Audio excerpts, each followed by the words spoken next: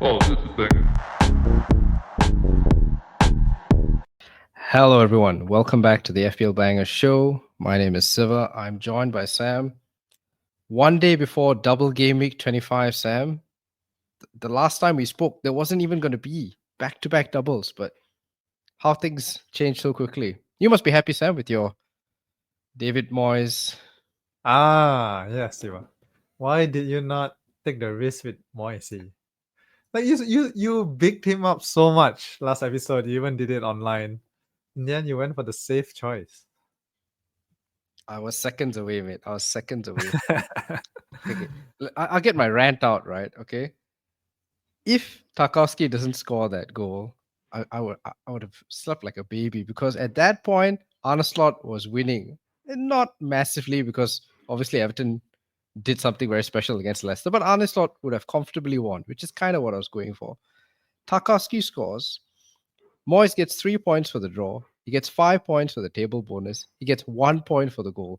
He goes from 13 to 22 based off one last gasp effort, 97 minutes, 5 minutes of stoppage time I have had. Okay. Ignoring possible offside, Beto assaulting Konate on the way before the ball reaches Tarkowski. Not meant to be, I think. I mean, that's why we take the risk, right? That's why because we thought this might happen. Yes, they left it till the very last second.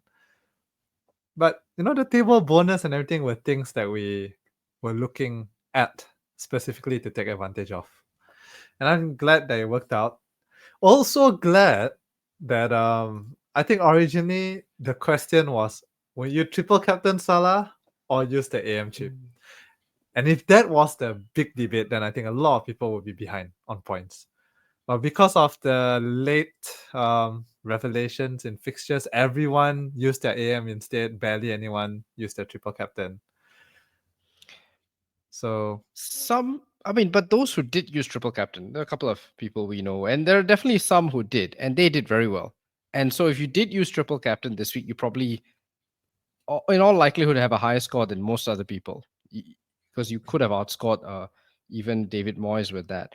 But I think, as we mentioned, right, with triple captain, it's kind of, you got to judge after the 3 games. Assistant manager still has got 2 more weeks, and so you'd expect your assistant manager to catch up with the triple captain, and then you still have your triple captain down the line. So it's but they still have their AM. they still have their AM, but whether they will get a better chance for AM, I don't know. Because even Arne Slot, who didn't do great, still got returns from both games and still has another double and then has a fixture after that. So, I mean, hard to say. I think it is a bit premature to say that any one strategy has failed. I will say I did watch a video of James Tarkowski today. He was giving an interview with his wife, and they were asked what they like to do most in their free time. And his wife's reply was pretty direct. Basically, she wants to sleep with James Tarkowski, is what she said. Who does? And she says, well, who doesn't? He's a good-looking man. And she said that's why she can't wait for him to come back from games. And I thought, with that kind of motivation, of course the guy's going to score. Like, I can't fight. Like, I'm happy that he's on and off that the he's field. happy. Yeah, he's scoring on and off the field, so I can't begrudge him that goal. And in the end, I think, what is it, 7 points between Slot and Moyes. It's not season ending, and I think Arne Slot still got 2 more games, and that's kind of why I went for him in the end. Sam, I know you're going to say, oh, you chickened out and you didn't go with whoever you said before, but when we discussed it, Arne Slot wasn't going to have back-to-back doubles. We had no clue, right? that's true. Now that he does, and I was seconds away from getting back-to-back wins. I expect him to beat Wolves, and well, Aston Villa, I guess that's what we got to talk about, right? We didn't expect it, but Aston Villa now have a double. What do you think about Aston Villa? Do they beat Liverpool? Do they get a draw? Do they do what Everton did? I think it's tough. Everton had the power of narrative behind that match, right? Last derby, captain scoring in the last second. Narrative was so strong. Villa don't really have that advantage, I guess. Don't they? I mean, Although they've got they the don't have power of the signings. they They've don't have got the power of rivalry. no, but they've got the power of Rashford. I mean, that's going to add like Mm. 20 plus more to your aura, I would think. Just the Rashford walk. Then you got Asensio, Marco Asensio's come. I mean, it's and they beat Spurs despite not having any defenders, right? Konsa got injured very Oh, early that's on, true. Villa. Yeah. So they were playing Boubacar Kamara in defense and beat Spurs. I mean Spurs still, but But yeah, it's best. It's best. because it's interesting, right? I feel like from what I see on my timeline, a lot more people were invested in Everton than they were in Villa. Like I see people with triple Everton players who are saying, "I'm not buying anyone from Villa this week because I don't think they will do anything against Liverpool." It feels a I bit think harsh. I think they do well against Ipswich. So you Hmm. get your big win there. I don't know if they can match Moyes 4-0 or something like that. But you get a big win there, and then the match against Liverpool is just a bonus. Even a draw would be great. So yeah, I will probably take a -4 and move Moyes to Emery.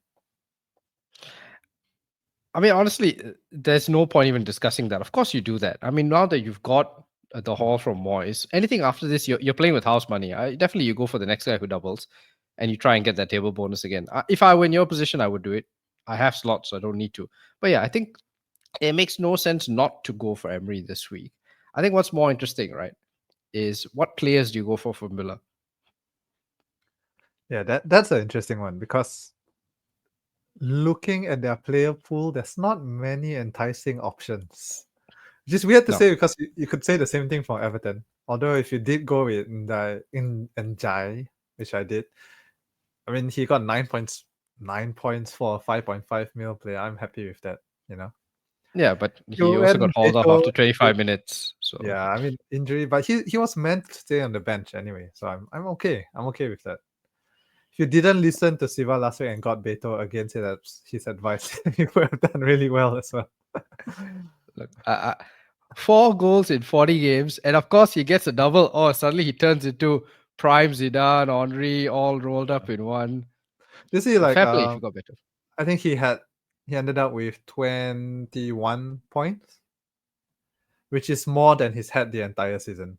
So in this one game week, he has more than doubled his entire score.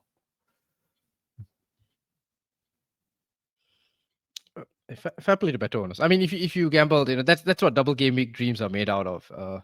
I rubbish the pick, and I will take my humbling, and I'm sure he'll never score again this season. But fair play if you had him.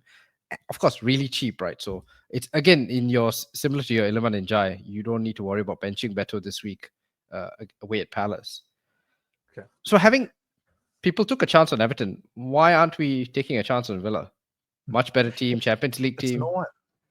Okay, there's keeper Martinez. I don't know. I'm not convinced by Martinez. First of all, Villa has barely kept any clean sheets the entire season.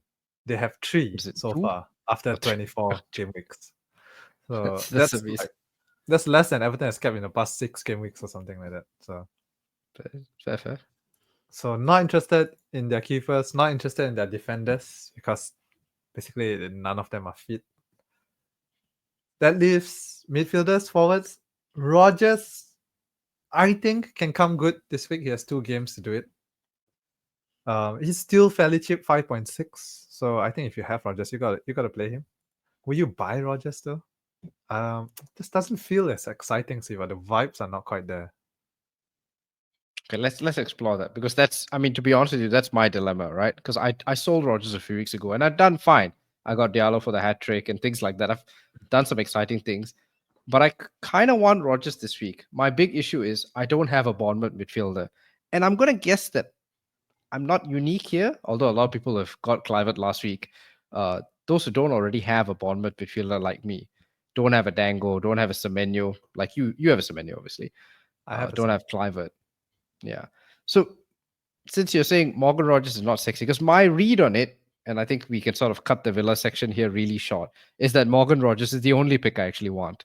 because I don't trust Rashford's minutes. I don't know enough about Asensio's minutes. You wouldn't touch Bailey or McGinn.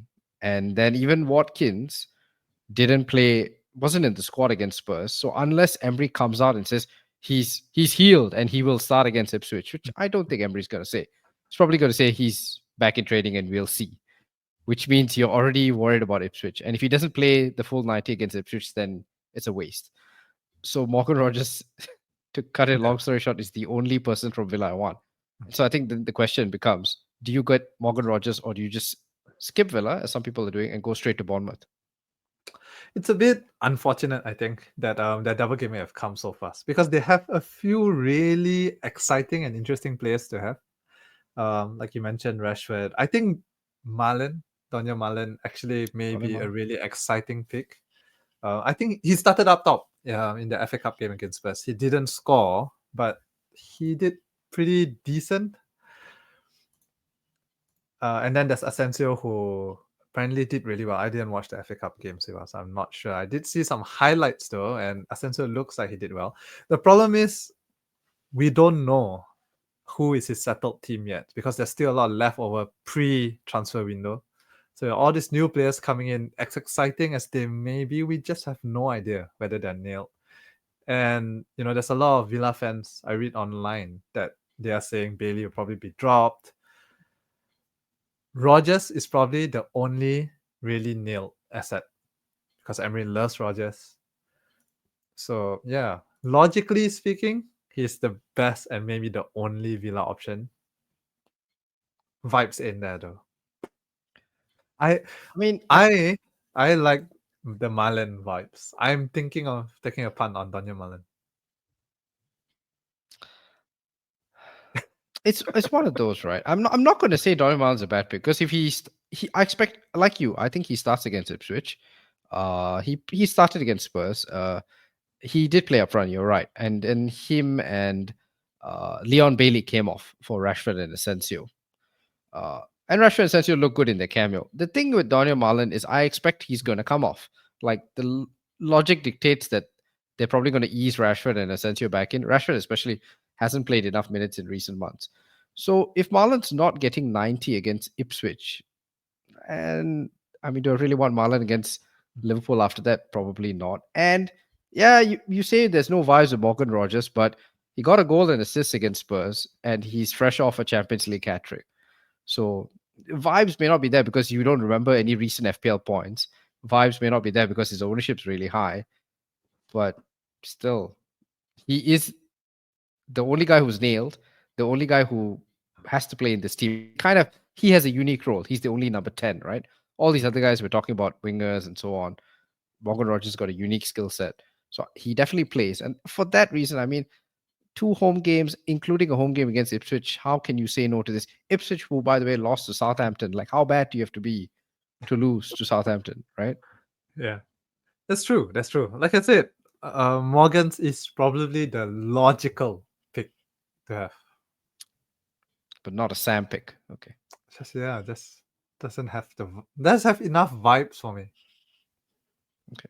Now, if I did not have a Bournemouth player, I think I would forego any Villa picks and just go Bournemouth because of the long-term potential, because their fixtures are just really, really good. Okay. Let's look at this long-term potential that you talk about, right? Let's see. Okay, so we got the fixtures on the screen, right? So Bournemouth, for those who are listening on the pod, will play Saints, Southampton this week away. They don't have a double, but then they play Wolves, Brighton, Spurs, and Brentford. A point to mention perhaps is they will play in Game Week 29, unlike Villa, who won't. Villa won't play in 29 because of they've had this double this week. And Villa's fixtures, yeah, I grant you, are much harder. Ipswich, Liverpool, Chelsea, Palace, Brentford, and then a blank. You could argue, if you want to look at it in one way, that by buying a Villa midfielder this week, you need to sell them in 29 unless you're free hitting. Whereas a Bournemouth player plays in 29. So you're getting the same number of fixtures if you look at it long term. Yeah, and the fixtures just look so much better for Bournemouth, I think, and their form as well. Although a lot has been said about Villa's what do you call it? Continental hangover I think that's the term they Hmm. use, where they tend to do badly every time they have a European game. However, they don't have one for the next few weeks, I think. Uh, no, because they made it through. But I mean, it will kick in. I think by about game week 27 and 28, it'll kick back in. So that, but they have more depth as well. I mean, they have a few more signings now, right? Than they Yeah, did that's previously. true. That's true. I still am team Bournemouth. I think with their run of fixtures, with their form, I would rather take a punt. Plus, they're playing Southampton, a great fixture as well. I would rather bank on them than a Villa player right now. Okay, and you're not concerned that Mrs. Justin Clivert is apparently past her due date and baby could be here anytime soon. You know. Yeah, I mean, I have Semenyo, so who I think is still the best Bournemouth midfielder to have. I mean, I did like how he scored his penalty in the cup. Right, he took a penalty. I'm not sure if you saw it. He basically just sort of attacked it with not messing about, just smashed it straight in, and so could be on pens because obviously Evan Nelson's not taking them. So there is that. But I mean, Clivert wasn't playing that game, so you'd imagine Clivert will take the next pen still.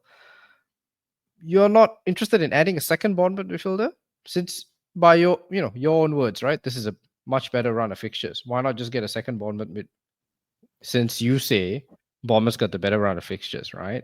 So why do you even need the Villa mid? Why do you want to get Daniel Marlon when you can get a much better Dutch player who is nailed, baby permitting? And I did do some research into this, right? Because Justin Clivert, although his wife is expecting, I did look back, and Justin Clivert was born on the 5th of May, 1999.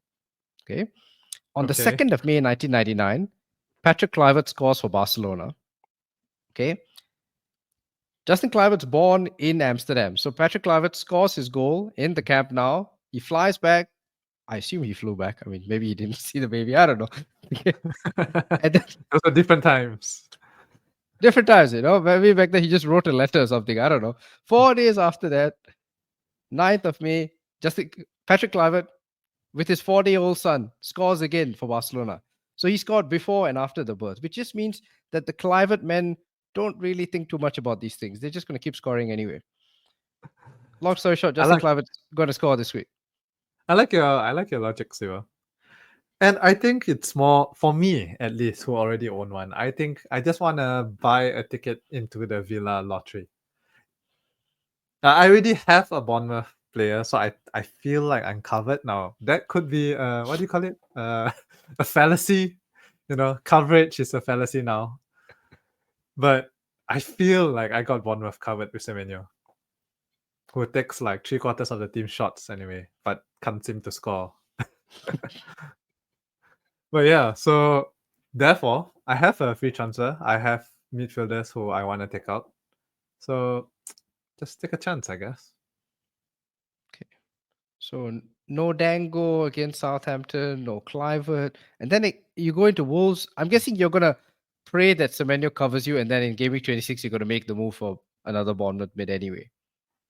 Maybe, maybe not. I don't know. 26 is so long more, Siva. Who knows what the future may entail? Another double game week might just pop out of nowhere. I think King Charles is quite healthy, mate. So I don't think we're getting any more unexpected doubles for now. All right, I mean, we didn't fair see enough. 25 coming, so We did not. We did not. That is fair. Okay, so you'd say Bournemouth mid. If you don't have any Bournemouth mids, you take a Bournemouth mid over a Villa player. But if you already have one, then you're content with the Villa punt. Fair enough. Okay, that's the high level summary. You skipped over defenders, but let's just humor. I won a Bournemouth defender very Hmm. badly. If it wasn't for Villa's double, like I had a Bournemouth defender penciled in as my transfer this game week for weeks. And that would be The young Spanish defender Dean Huijsen. I don't know. Siva, how Spanish do you pronounce Dutch. it? So Yeah. I don't know. It's just one of those. The J is either silent or you got to say the J. It's one of those two. It's Let's go with Hoyson. Let's go Dean. Let's go Dean. Dean. Yeah, very traditional Spanish name. He's half Dutch. He's Dutch. He's Dutch, but No, he's also playing. Spanish. Yeah, but he's playing for the Spanish national team now. Yeah, He's a really good player. Kirkis, I think, is a really good option as well. Has done really well for whoever went on him like in the past, I don't know, 10 weeks maybe. He has been returning, almost non-stop. 2 goals, 3 assists. So really good. But he is 5 mil. It's kind of expensive. And if you don't want to afford it, I think Dean is also a really good option. And gets pretty decent XG and XA numbers for some reason. Like, I mean, I guess set he's pieces, mate. tall. Yeah, set pieces. Bonus also as well. He already has 11 bonus points so far, despite not playing the entire season. I think he only really nailed down a role in game week 14. Compared to Kirkes, who has been nailed since the start, and despite all his goals and assists, only has 8 bonus points. So Dean is mopping up the bonus. I like Dean. 4.4. Cheap. I did not notice that about the bonus. Yeah, I mean that's a good point because Dean Hoyson only came into the team after Senesi got his injury. Yeah. So that could be something. Would you take? I'm guessing the answer is yes because you didn't even discuss any Villa defender. But if you needed to make a defender transfer this week, bearing in mind that Luka Dean exists and some people like Payne, would you not? I did consider Dean. However, his minutes just not secured, and it's so random. Like he comes off at 45 for no reason, and it has happened multiple times this season. So just would not go near that, and just not going near any Villa defenders right now. Yeah, I think the long term fixtures. I mean, that really puts me on. Once you start, I wasn't I wouldn't say I was thinking too much about the fixtures. Once you put them up on the screen like this, um, yeah, you don't want to be using another transfer on your defender. If you get Luka Dean, will you ever play him after this? I mean, Yeah. 3 clean sheets Whereas in 24 as well. a Bournemouth defender can basically start every week up to the end of the season, I think. Because even when the fixtures turn, I mean, honestly, the fixtures look kind of good until like game week 34, 35. 34, they play United, then Arsenal, Villa, City, Leicester. It's not even that bad. So actually, the fixtures look really good. You could probably leave them in your team right to the end of the season. Yeah, it takes an element of patience, right? Because you got to overlook the double. You got to assume that Liverpool beat Villa uh, and do so convincingly. But as long as you get those 2 points, I mean, after that, yeah, the Bournemouth play you can hold all the way up to 30 at least, and in 29. I mean, you haven't. I'm going to assume Sam, you haven't thought as far ahead as 29, but I have because I'm weird like that. And you can do this. Like if you go on FPL Team, who we're not sponsored by, but it's a good website, and they allow you to activate predicted fixtures, which are supplied by Planet FPL based on what they think will be the results in the FA Cup and so on. Blank Game Week 29 already has confirmed no Liverpool and no Villa, and is likely to not have Newcastle and Palace at least. Maybe a couple more teams missing. Once you start taking out all those players, um, the thing is, there are not enough teams missing. Chelsea play, Arsenal play, because of the way the cup results are shaken out. You could put together a starting 11 without using the free hit, most likely, for most people. But obviously, you make that harder for yourself by buying a lot of Villa players this week because you'll have to get them out by 29. And so, therefore, I think it's nice to have Bournemouth players. You're saving the free hit for a future blank down the line. There should be another blank in 34 after FA Cup semi-finals. It's a lot to think about.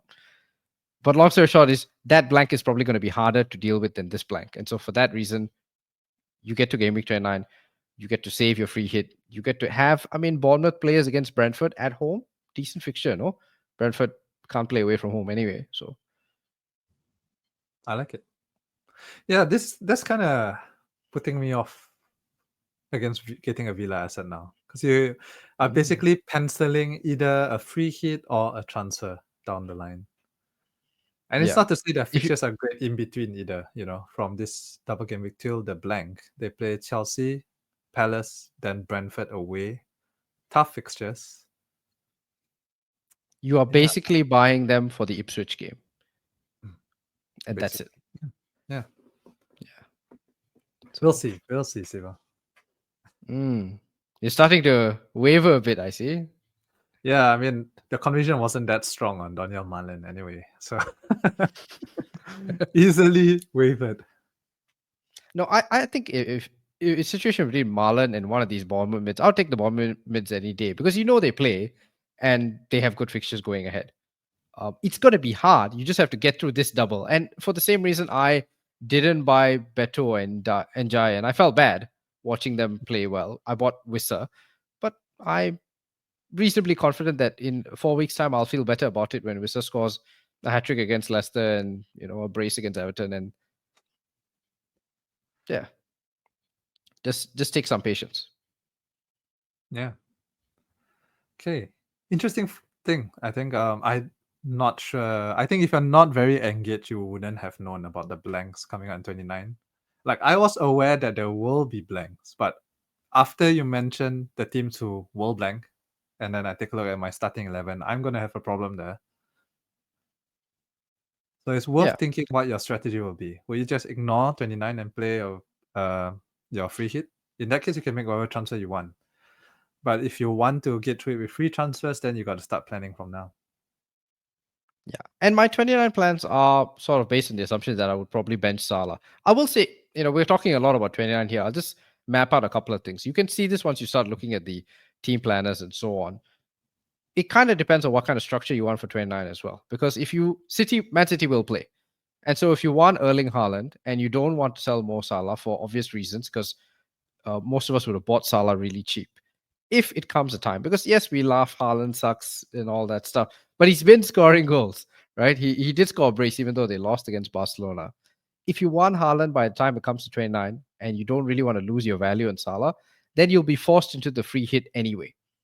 So it unfortunately does require you to think very hard about what your next 4 or 5 transfers are. What you do this week will have a very big bearing on that. If you go out all out this week and get triple Villa, you basically commit yourself to the free hit, which is not a bad thing because I'm pretty sure people who aren't committing the free hit like me are going to struggle to get Haaland in 29. You're probably going to end up with Foden and then you compromise, get someone like Cunha. So Wolves play Southampton away. That's probably what you do. Yeah. Yeah. So food for thought for everyone. It's still a few game weeks away, but worth just kind of mapping out your strategy, I guess. Yeah, see what you're comfortable with. I can't say there is much more that you should be thinking about this week, right? Let's sort of maybe think for people who didn't use a chip last week, or people who did use triple captain last week. Do you activate assistant manager this week? Yeah. I would. Who do you go with? Well, obviously either Emery or Slot this week. I would do Emery. Then the next few weeks is when you gotta take, because I don't think either of them it's worth leaving it on them, right? Because Liverpool plays City, play Newcastle, so not the two best fixtures. No bonus either, even if they win.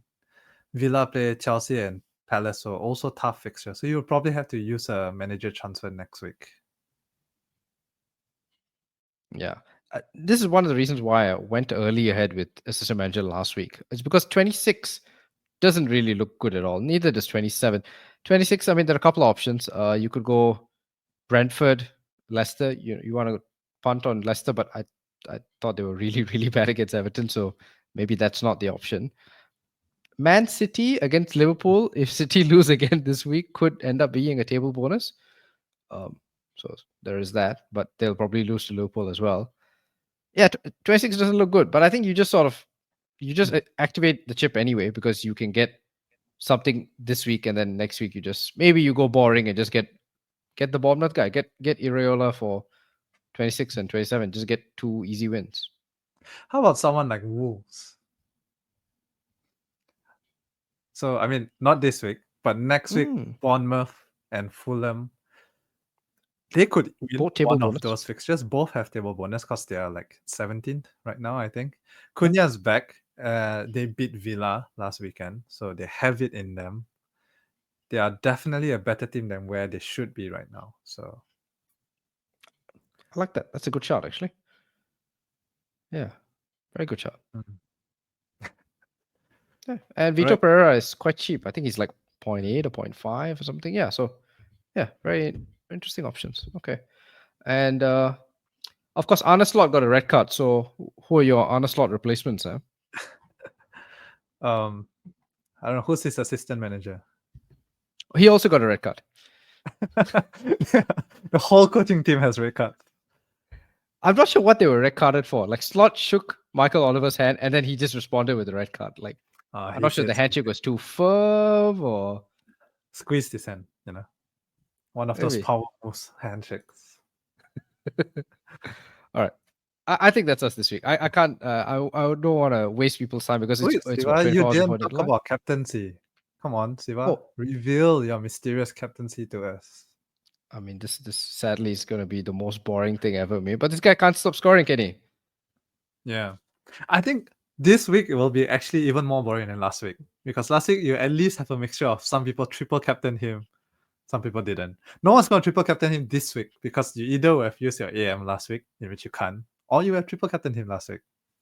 So this week's That's true. extra boring, where everyone's captaincy will just be on Salah. No difference, no differential at all. Yeah, I mean, the first assist for McAllister's goal is ridiculous. It's like cross from nowhere, and he just does these amazing things. You can't do anything about it. It is what it is. Yeah, permacap. Game week 26, we'll have a conversation about captaincy and see if we're brave enough to go against Salah, but it's not this week. Yeah. And of course, shout out to Chris Wood owners. We Sam and I are the sole remaining content creators who own Chris Wood. So don't listen to other podcasts, is what we would say. Who've told And I you to don't sell. understand why. Like, I think we've said this, we've been repeating ourselves every week. Why sell Chris Wood? Why? Why, guys? Other content creators, I don't know if you listen to our podcast, but why? Why are you doing it? They just don't respect they just don't respect Chris Wood, man. They think they this is past bias, right? They think they've been seeing him for too long in Burnley. They just don't respect him. Oddly enough, Siva, it is my past bias that's making me keep him. Because many years ago, I would like to say 3, maybe, in the early days of our podcast. I don't know if you remember this. I had Chris Wood for a good run. And I did kind of what everyone's been doing. Like I said, fixtures are telling I will sell him this week. And the week I sold him, he scored a hat trick. This was like before he joined Forest, I think. So Well, I have to be. I'm assuming this is Burnley Chris Wood. yeah, it is Burnley Chris Wood. So yeah, it is past bias that is making me keep Chris Wood. I will say that 26 to 28 doesn't look great. I mean, Newcastle, Arsenal, City. It's not the best triple, but Chris Wood, he's just been so good. He is fixture proof. Yeah, there is that.